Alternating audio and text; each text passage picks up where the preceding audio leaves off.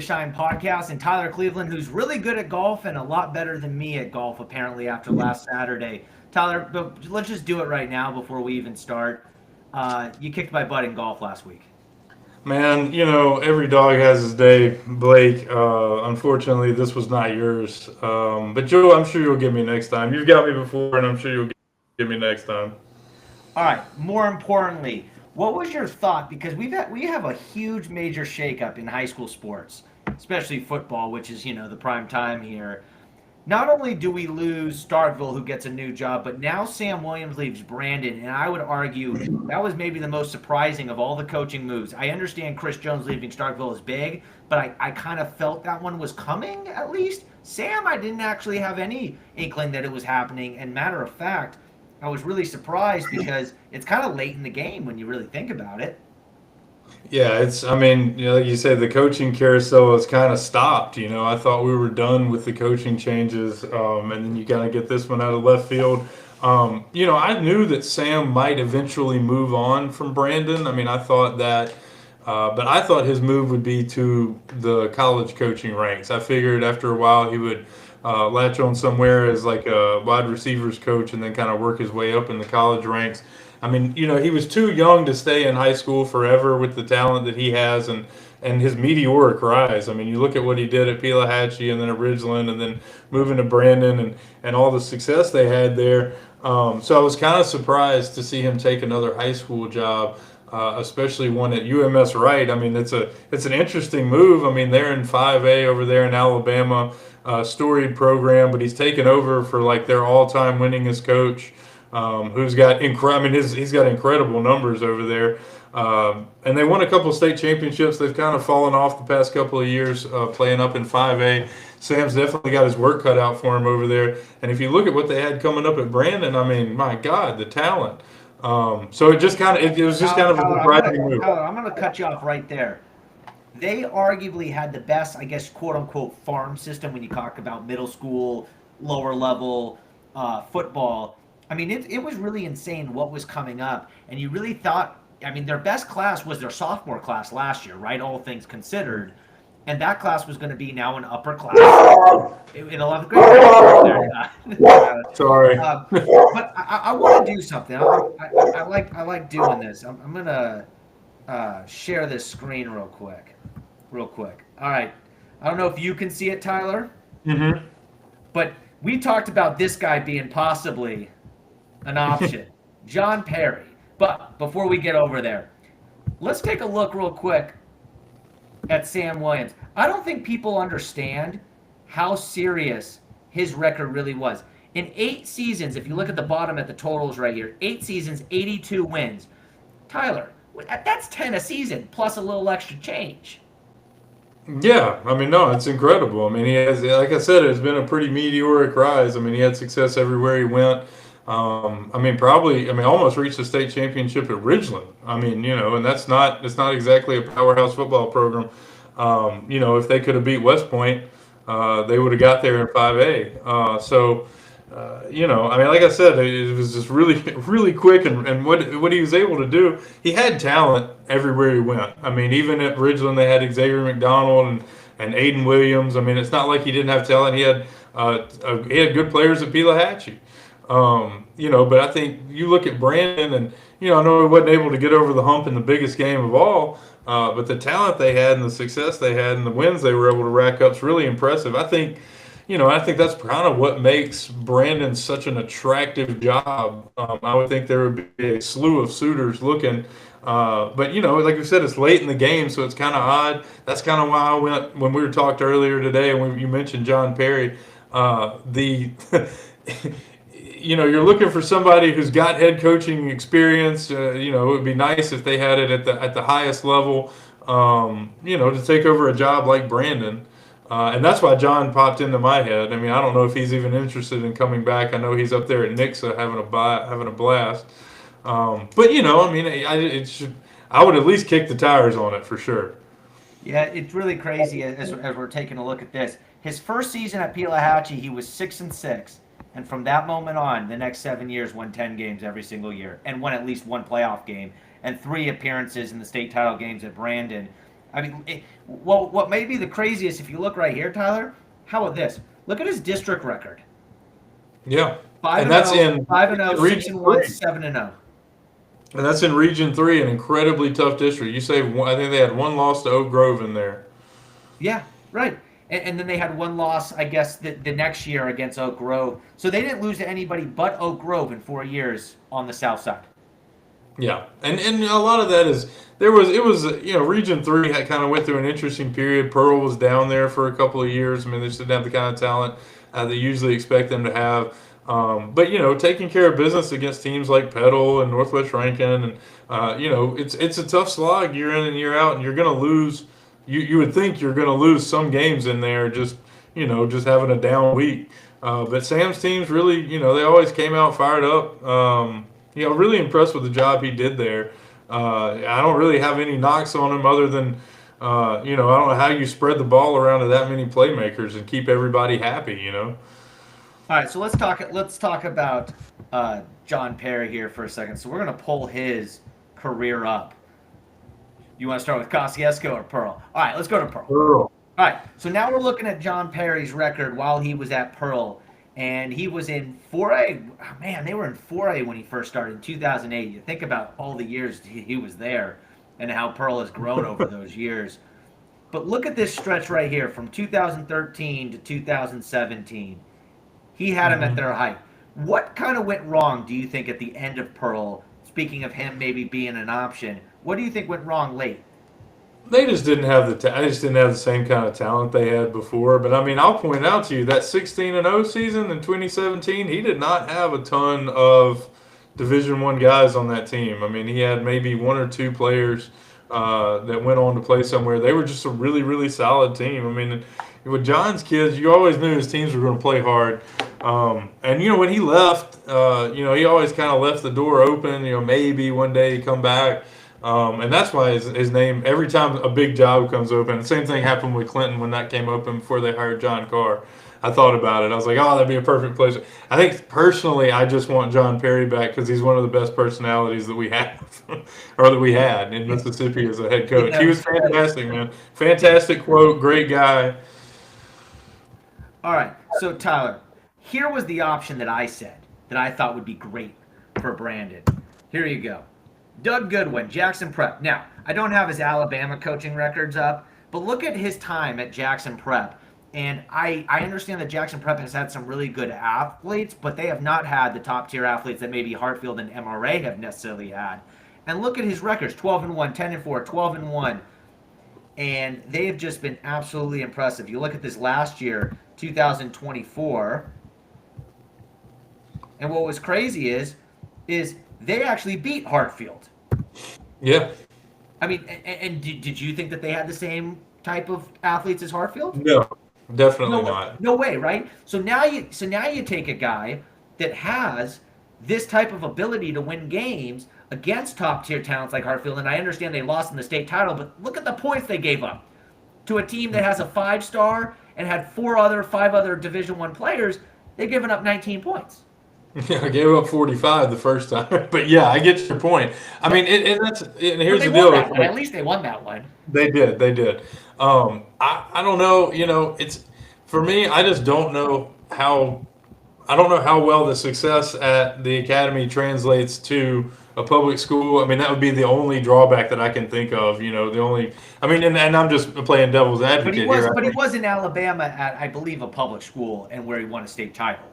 Well, they're all the same. In Alabama, the public schools play the private schools, so it wouldn't really matter. I mean, if you can coach, you can coach. And Sam's going to find that out quick, man. You're going to be down there at UMS Wright with some Jackson Prep type players. You know what I mean? And he's going to have to figure out a way to win in 5A in Alabama. And I can tell you their teams don't usually look like our teams.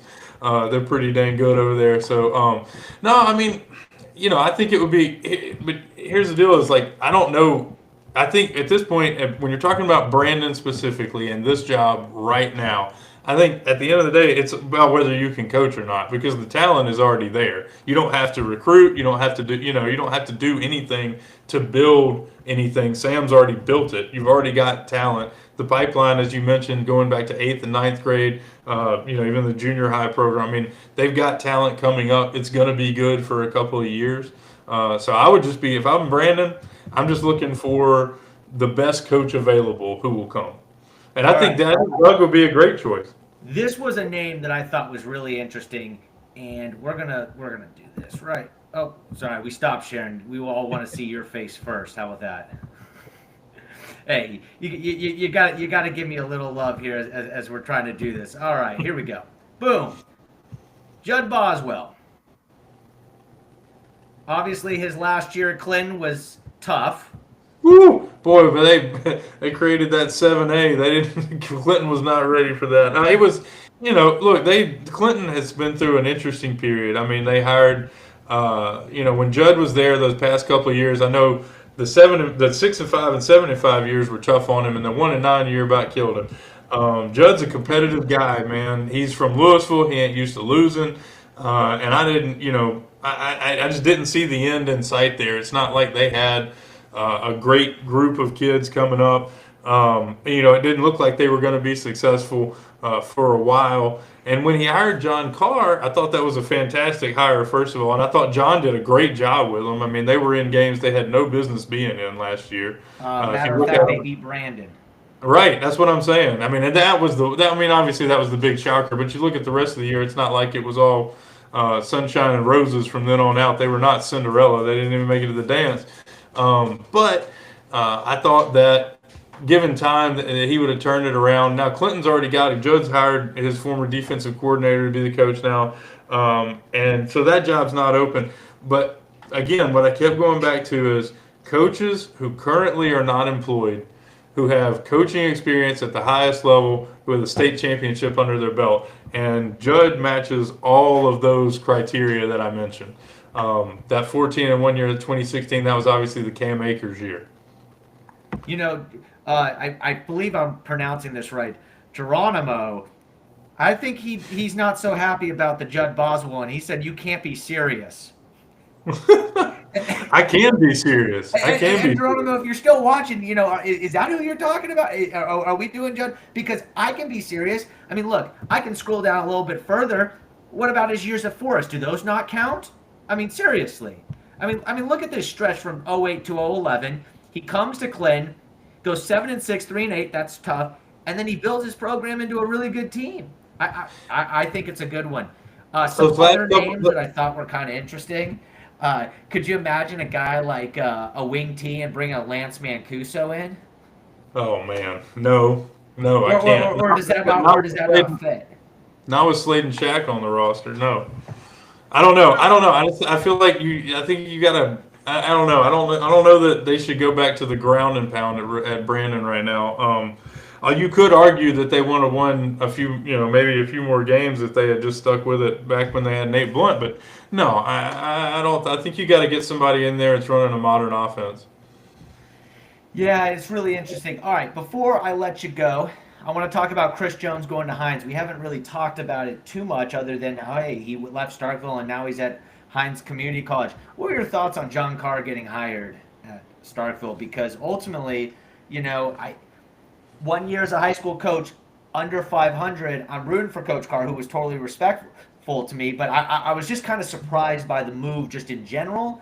Now, I did hear rumors that they tried to hire some others as well, and it didn't work out, but maybe Jay Hobson has something in him that we're just not familiar with, which shout out to Jay Hobson all of a sudden coming back, doing this. Well, Jay was the coach at Southern Miss when I covered them with the Ledger, and he's always been a friend. I think that it's a good hire. I think John's a good coach. I mean, I don't think I don't think just anybody walks into Clinton and takes over that team and beats that Brandon team like you were talking about. I think I think a lot of this is contingent on talent, and Clinton just didn't have a ton of it this year. And I was really impressed with the way that they played despite that. So I think John's a good hire at Starkville. I was interested they went in that direction. I think they were looking for somebody who had coached at a higher level, like John had at the college level coaching for ULM. They were looking for somebody who could come in and maybe provide a little discipline, maybe get them a little more organized. I mean, but you can't argue with Chris's record. Chris's track record was unreal. Chris is absolutely one of the very best coaches in the state. Yeah, And and if you look at his staff at Hines Community College, he knows how to hire coaches as well. I think that's one of the big things as well. Now, Tyler, I got to ask you a question. We're gonna go back to this. I got to ask you this. I know nobody cares, but I'm gonna take a break from this app because I tagged you on Twitter, by the way, Tyler. I got to read this out for you. I know nobody cares, but I'm going to take at least a break from this app. Moving over to Blue Sky until this gets less volatile or dies. Looking forward to continuing the conversation about Mississippi sports on Magnolia Shine podcast and politics Yep. there. Adios and good luck. Tyler, what am I reading? Well, look, the outage yesterday was too much for me, man. I got through it yesterday. You need to what you need to do is you need to reply and you need to like let me go. No, it's the outage yesterday about got to me. It was the first day of NFL free agency. The app's down when I wake up in the morning. Oh, I really appreciate that. I would see it if I didn't delete the app. I didn't delete the app already. I'd be getting I'd be getting blinged right now if it wasn't for that. If I hadn't deleted the app. No, man. I'm just. I'll come back at some point. It's a bit much for me. But I'm sure it'll bounce back soon. All right, we're getting a few comments in here. Sam Williams is an awesome coach. I think that is just fair to say. Shoot. How good of a coach do you think he really is? And then one other person said Clinton has a ton of talent offensively this next year, which they do have some speedsters. I mean, I will say Clinton's going to be one of the fastest teams that you're actually going to see, which you track at Clinton. I mean, come on, right? I mean, it's great. It's fantastic. Right. So you know they're going to be one of the fastest teams. But let's go back to Sam real quick because that is the big news.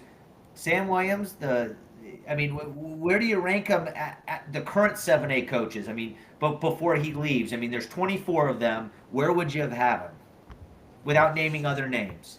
Unless you want to just put him one, but that's tough without a title. No, yeah, I'd say I would. I mean, without the title, I'd have to say top 3. I mean, that's tough, man. It's hard to judge because, like I said, the talent disparity at the different schools. I mean, Sam has had some incredible talent at Brandon. But you're telling me, like, let's just take Devin Cooper at Northwest Rankin, right? Devin, good coach, right? Good coach. Won a couple of big games there in the first couple of seasons. I think if he takes over Brandon, I mean, I think he could. I don't know how many games they win. I don't know how big a difference that makes. But and not to pick on Devin. I mean, I'm just picking somebody random. It's like if you know X's and O's, you should be able to win at Brandon right now. Fair? I mean, I'm not saying you should beat Oak Grove and win every game but one over 4 seasons. That's incredible, and that's why Sam is easily top 3 coaches in the state. But I mean, to put a bow on it, I think the talent at Brandon is such that you could bring in somebody who knows X's and O's and expect to win. I think you could roll the ball out there and go 10-2. Now, I don't know if it works in the playoffs as much. I think sometimes when you see a team twice, that can, your lack of X's and O's could really be a problem. All right. So anyone that's on Facebook or Twitter, if you want to fire some questions away, please put them in the comments, and we'll try to answer them. Now, if you ask me about a small 1A school that's 2.5 hours away from Jackson, I'm sorry. Give me a better heads up. Otherwise, Tyler and I got no shot at Baldwin football. You got it. You got any clue next year, Tyler?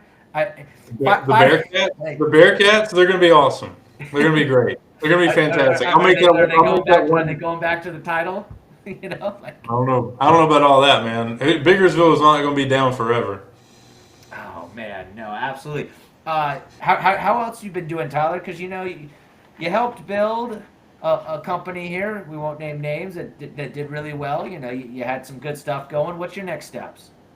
I'm not sure, Blake. Right now, I'm enjoying watching as a fan for the first time in a long time. I got a couple things in the works. I'm gonna be doing some freelance stuff here and there. I did some work during the football season. Got a chance to see a lot of football teams. Made it out to Brandon once or twice. But man, I'll tell you what I got used to is that NFHS network. And buddy, that thing's incredible. You could sit there. I had at one point I had like the 4 screens going with like all the 7A games at once. It's incredible.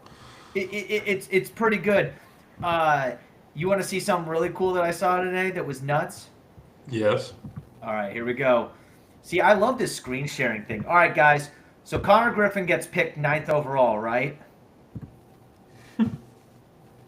Did you see the play he made today for the Pirates? No. No, but I'm ready to. Are Fastball. you watching it?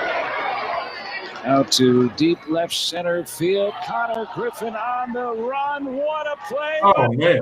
Year-old. That's pretty nuts. I'm gonna hit you one more time. Two-seam fastball. And you know he's hit a home run too Oh, already. man. Deep left center field. I know. We drove in a run. I mean, this is We drove in a just, run like the first game. just absolutely insane, right? I mean, it's crazy. And you know, the kid down in Purvis, one of the brothers, he's projected as a top 15 pick in this next MLB draft. Yeah. The Parker brother. Is that JoJo or I mean, they could both go. I mean, that's the amount of talent. It is pretty crazy. Is your girlfriend begging you to get off this stream yet? No. The girlfriend went off to get pizza and ice cream with the niece and nephew, so we're all good. No, the Connor's incredible, man. He really is. Him and his dad both came on the Crooked Letter Sports podcast earlier this year. It was the week before he got drafted. They came on the show. Great kid, smart, and boy, he's put on a lot of weight since then. And he looks like a Major League Baseball player. I'm wondering when the ETA is for him and whether it's moved up or not based on how he's performed so far. No, his ETA is probably next season, mid-season, because you got to remember. I mean, look, I hate to throw these names out there, but this is what I do. Juan Soto playing for the Mets. He comes up at 19. Acuna, right? He got up there at that time, and then you got Clayton Kershaw's right. They're all great. I mean, I guess all the guys that come up at 19. I guess unless the Holiday kid has kind of struggled at 19 last year for Baltimore. It's not uncommon, right? I mean, you have the Holiday kid on Baltimore that played at 19 and came up a year after because he killed the minor league. So I guess I don't see why it wouldn't be possible for next season. I think looking at this season, I don't think so. I think the Pirates, where they are organizationally, are not going to push the envelope like that with a bad team. No, I mean they sent him back to the minor league camp, right? I mean he's that's where he'll be this season, and I think that's probably where he needs to be. Let him develop. I mean, he's got all the upside in the world. He's such a good kid. His dad's a great guy. I mean, they're just good people. I just feel like he's going to be successful. Just give him some time and let him develop. I don't know why you would rush him. I mean, he could be one of those. I mean, I think he was a steal where they got him. I mean, I really do. I thought he might go before they got to the Pirates, but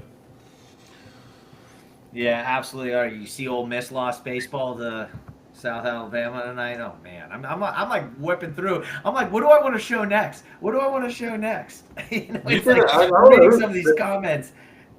Oh man. The team Southern Miss was playing tonight is RPI ranked #1 right now, and I had never even heard of them, but they played like the 11th hardest schedule, and they're like 10-1. Hey, that's how the RPI works. All right, this is the Magnolia Shine podcast, the high school sports show. Tyler, thank you so much for joining us. Just so you know, I mean, we probably had a sustained, I guess towards the end, we had a sustained about 190 people on. That make you feel good? Not that we had 190 I'll do it anytime. the whole time. We had about 190 sustained, at about the same time for about 10 minutes. How about that? Does it make you feel good? Does it make you feel like I could beat you in golf next time? Maybe so. It makes me feel better about giving up my 3,000 Twitter followers. I'll tell you that. Hey, well, you know what? Well, I can't wait till you come back so that when I tag you and I look and I see why you didn't retweet me, I can't get really mad at you. Also, I'm gonna go get Thai food tonight, so if anyone wants to come meet me, we're going to Thai food. You're a pad Thai, or what do you do? Oh man, I like the You're thicker a noodles. large I like kind of the guy? thicker noodles in Thai food. I mean, I guess if we got some questions, In the chat, what are they called? I mean, I don't know all the Thai names. I just know pad Thai. But I also like the chicken dumplings that they do at the. There's this place in Ridgeland, Jumata. Thomas.